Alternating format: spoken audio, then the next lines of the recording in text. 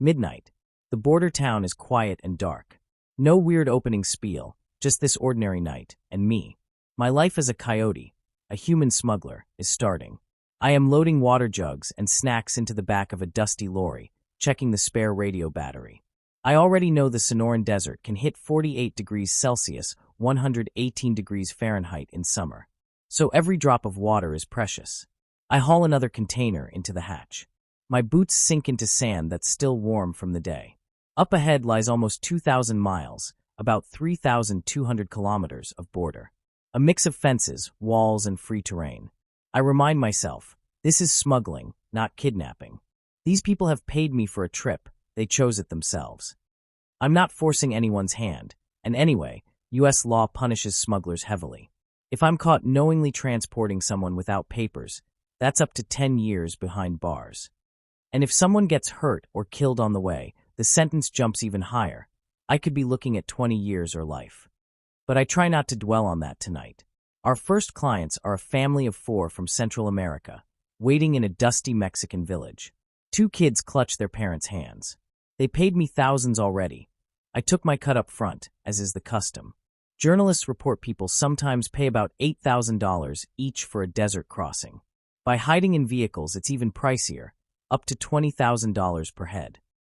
I pass the father more bottles of water and say quietly, "Drink slowly once we start." In this heat, hydration is life. The radio is off now, and I switch off our headlights as we peel behind a thorny mesquite thicket. The main checkpoint is too risky. We take a dirt path paralleling the fence. We'll climb over on foot. The mother shivers even though it's hot. Adrenaline is a strange thing. She hands me a wrapped tamale, a small mercy. We snap the back of my lorry closed and huddle inside. As I drive, the kids peek out at flickering guards' lights behind us. "Not far now," I whisper, trying to sound confident. We reach a break in the rusty steel barrier at a dried-up wash. I duck out first, pulling a flimsy ladder from the sand. The wall here is over 20 feet high, exactly the ones I've seen on smugglers' videos. I boost the mom up first, then the kids. The father goes last. The kids giggle with nervous excitement as they scramble, adrenaline over their fear. In minutes, we're all scrambled down the other side. "Welcome to America," I mutter with a grin, but on the inside I feel only the desert night around us. Night air hits differently on this side. The temperature actually drops after the wall, and I feel the chill of dawn in the breeze. The Border Patrol says 383 people died last year attempting crossings like this in one sector alone. Here under the stars, it's just us. We step forward into the darkness. The ground is flat and open. The only cover is the faint starlight and a distant highway glow. We tread carefully. I remember something from an old-time article. Smugglers send out decoy groups at dusk and even use metal detectors to locate the ground sensors embedded here. Meanwhile, U.S. authorities have stadium lights and thermal cameras every few miles. In short, they lit up the night sky so they can spot trouble. We stick to shadows, move without sound. Behind me, the kids finally ask for water. I dole out a few small sips. Every drop counts. Their bare feet are bleeding and blistered. Mine are too. One boy whispers, "Are we criminals?" I force a laugh. "Think of us as midnight hikers, mate," I say. We all chuckle softly. Humor in the dark is a life raft. Hours drag on. No moon means black sky, warm sand underfoot. Every hour I look at them. The young parents are pale, exhausted. The kids are quiet now, eyes half shut. My own throat is scratchy. I keep telling myself, the hardest part is over. The people I guide don't have maps and no cell signal. Many have been told it's just a few hours to Phoenix, when really it's days. I remind them this isn't Disneyland, it's survival training. Suddenly, a dog barks far off. Border Patrol canine, probably. My grip tightens on a branch. I hiss, hit the ground. They all drop to the scrub.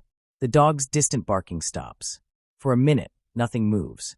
The sweat on my forehead cools.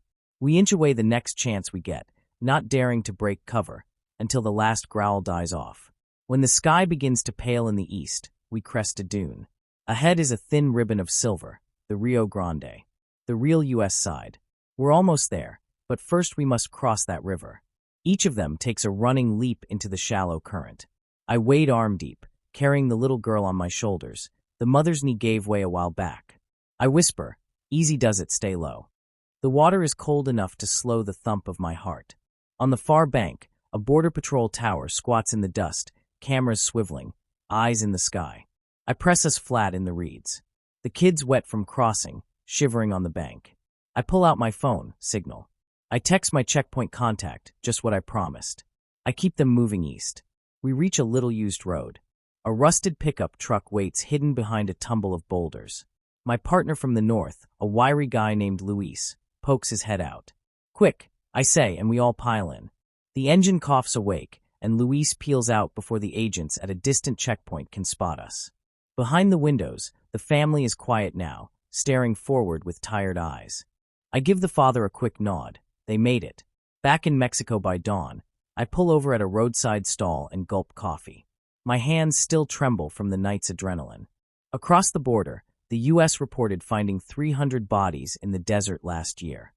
I pour that number into my mind with the bitter coffee. Since 1994, roughly 10,000 people have died trying this.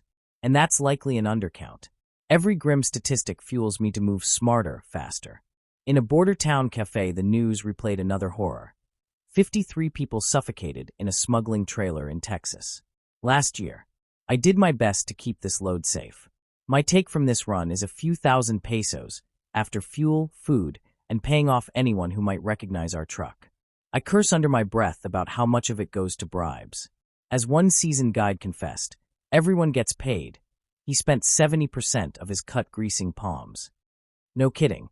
I've been sending photos and details of each group up the chain to guarantee safe passage. If that keeps the kids safe, so be it. At home, I finally sit down at the table with my family. My face is grimy, my clothes stiff from the night. They eat breakfast, happy to have me in one piece. I half listen and half daydream about the desert. Life as a coyote isn't easy. I'm part of a network, caught between the cartels and the long arm of the law. Yet it's how I feed my family. I sip my coffee slowly, joking that I'm off to become a legitimate tour guide in, say, the Alps. They laugh.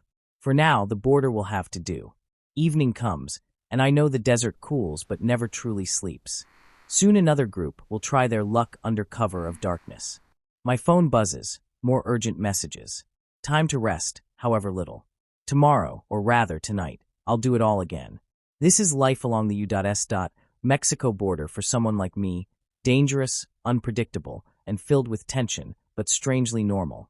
I flip off the light. Another life on the edge is calling. Best get ready.